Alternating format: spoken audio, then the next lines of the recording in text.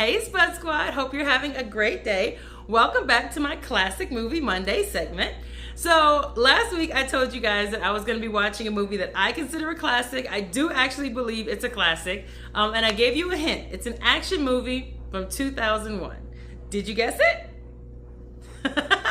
It's The Fast and the Furious. So I love this movie. Actually, I've seen it multiple times. I watched it in theaters when it came out, and I lived my life a quarter mile at a time became my saying for who knows how long, okay? So I still love this film. I watched it to see if it held up. Again, I've seen it so many times. I really love it. I am a Fast and Furious fan, okay? But I will say, watching it this time, knowing, Paul Walker passed, and of course we've seen the I call it the episodes, but the movies that came out after he passed, and it was super sad. But seeing him again in the very, very first, The Fast and the Furious of the franchise, it carried a different bit of sentimental weight, I remembered most of the movie, like I understood. It's probably been, I don't know, 4 or 5 years since I've seen it, like to sit down and watch it all the way through. You know how sometimes it comes on, you catch it in the middle and watch it. But to watch it from the very, very beginning all the way through in one sitting has been several years. So I remember the bits and pieces of it. Like I remember certain scenes and certain lines, but watching it all again, it's crazy to me to sit here watching a movie that I've already seen who knows how many times and still having the same reactions when those certain things happen. Like for example, when we know, we know that Jesse, what's gonna happen to Jesse. But in the whole film, I'm still sitting there rooting for Jesse and, still forming that attachment to Jesse. And then at the end, when it still happens, it is so sad, and it still hits you the same way, still hit me the same way. Or, watching when he raced, when Jesse did race Johnny Tran and he hit the NOS too soon, and that line where Johnny is like, "Too soon, Junior." I'm like, I knew it was coming, and you kind of want him to wait just a second, like, no, give it another minute, But that movie to me really did, because we know it sparked the career. Like, even though, what is his name? The guy that plays Dominic, Vin Diesel. Even though Vin Diesel had been in movies before and since, this is still really like his signature character, his signature role as Dominic Toretto. And seeing the beginning of that and everything just really, it really did stand out to me. I really enjoyed seeing the character development. I feel like even though it's been 25 years, oh my stars, that hurt me to say. Even though it's been 25 years since the film came out, it still hits you the same way. It still gets your attention.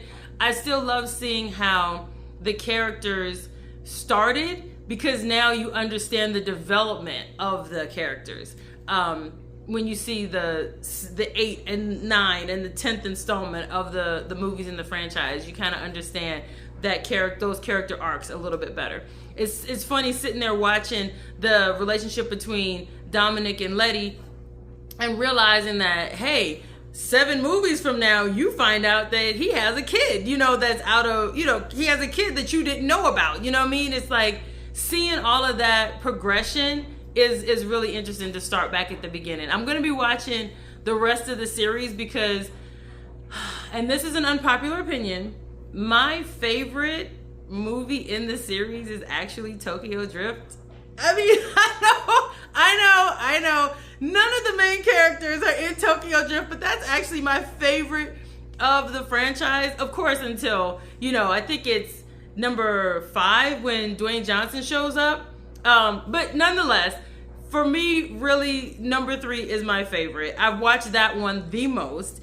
And I woke up this morning. I don't know if you guys ever wake up with a song in your head, but weirdly enough, I woke up this morning and I had the opening song to Tokyo Drift playing in my head. But the only part I could remember was, "It's only Monday." And I was like, okay, so what?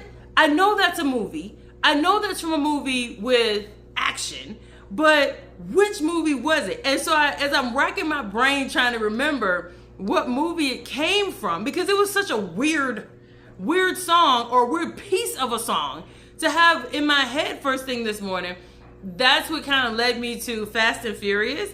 And I was like, well, that's definitely a classic film, you know, so maybe I'll watch that one again from beginning to end for Classic Movie Monday. So yeah, so now I'm going to go watch Fast and Furious 3. I'm not going to review that one as a classic film, but Fast and Furious, the Fast and Furious is definitely great. It's great for action. It is great for character development. It's great for relationship building. It's great for the action of it, you know, so yeah, I still have never learned anything about cars, have no interest in learning anything about cars, but I still love the films. So tell me, is Fast and Furious one of your classic movies? Is that what you would put on your top 10 list? Because definitely it's on mine. The Fast and the Furious is definitely in my top 5 favorite movies of all time. So yeah, so next week I look forward to, I got a recommendation from a coworker to watch a seriously classic movie. We're talking about from the 50s called Sayonara. So I've never seen it, had actually never even heard of it, but it's considered a classic. So I'm gonna watch it and give you my thoughts about it. So you guys have a great rest of your day. Bye.